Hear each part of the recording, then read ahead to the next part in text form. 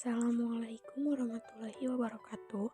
Perkenalkan, nama saya Firza Rahmania Zahra dari kelas 12 OTKP 1. Di video kali ini, saya akan menjelaskan materi bahasa Indonesia yaitu tentang teks editorial.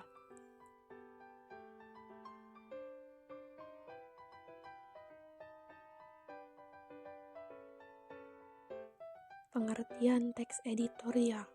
Teks editorial adalah teks yang berisi pendapat pribadi dari redaksi terhadap suatu isu atau masalah aktual. Isu bisa meliputi masalah politik, masalah sosial, juga masalah ekonomi. Perlu diingat bahwa teks editorial itu berbeda dengan opini, karena di dalam teks editorial berisi pendapat pribadi redaksi, bukan pendapat penulis tentang teks tersebut.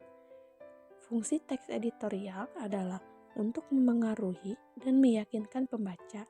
Oleh karena itu, teks editorial bermanfaat untuk merangsang pemikiran pembaca terkait suatu isu atau masalah yang terjadi di kehidupan. Bahkan, terkadang teks editorial mampu untuk menggerakkan pembaca untuk bertindak.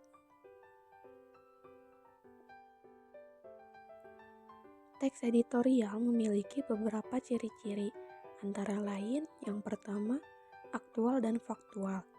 Teks harus mengangkat informasi yang tengah hangat diperbincangkan di masyarakat. Jangan lupa juga informasinya tetap harus mengedepankan fakta yang terjadi.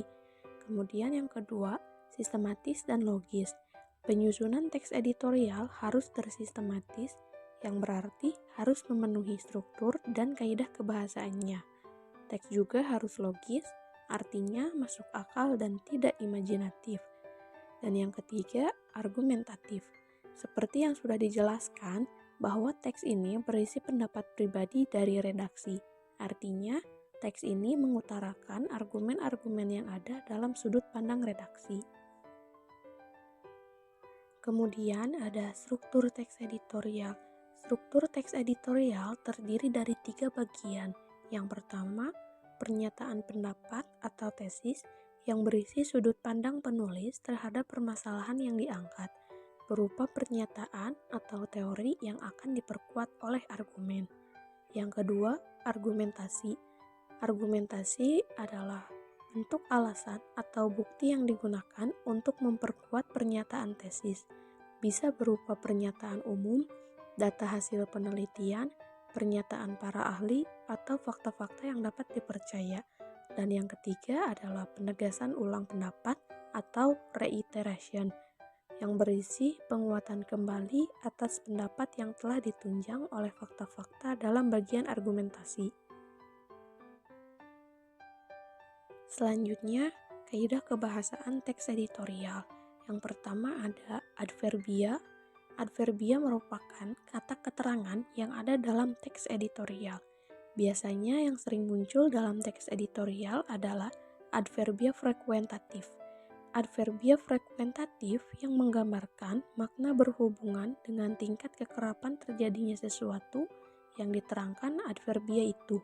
Contohnya seperti kata-kata selalu, biasanya, sering, kadang-kadang, jarang, dan sebagian besar waktu. Yang kedua ada konjungsi. Konjungsi merupakan kata penghubung yang biasanya banyak ditemukan konjungsi antar kalimat seperti bahkan, malahan, dan sesungguhnya. Yang ketiga, verba material. Verba material merupakan kata kerja yang menunjukkan perbuatan fisik atau peristiwa. Contohnya seperti membaca, menulis, dan memukul. Yang keempat, verba relasional. Verba relasional merupakan kata kerja yang menunjukkan hubungan intensitas atau pengertian A adalah B dan milik, atau mengandung pengertian A mempunyai B. Dan yang kelima adalah verba mental.